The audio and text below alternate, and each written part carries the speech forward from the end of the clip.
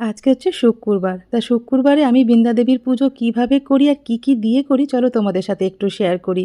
তো প্রত্যেক শুক্রবারে কিন্তু এই কটা জিনিস অবশ্যই নিয়ম করে তুলসী গাছে অর্পণ করি। বৃন্দা দেবীর পুজো দেওয়ার জন্য দেখো ছোট্ট একটা পিতলের থালার মধ্যে সমস্ত কিছু গুছিয়ে নিয়েছি। ফুল, অক্ষত, আতর চাল, ১ চিমটি হলুদ, ধূপ, দীপ আর জল আর দুধ একসাথে মিশিয়ে নিয়েছি। শুধু দুধ অর্পণ করবে না, একটু জল মিশিয়ে নেবে। ওম নমো ভগবতে বাসুদেবায় নমঃ। ওম নমো ভগবতে বাসুদেবায়। তুলসী তুলসী নারায়ণ, তুমি তুলসী বৃন্দাবন, তোমার শিরে ঢালি জল, অন্তিমকালে দেহস্থল। ওম নমো ভগবতে বাসুদেবায় নমঃ। ওম নমো ভগবতে বাসুদেবায় নমঃ। ওম নমো ভগবতে বাসুদেবায়।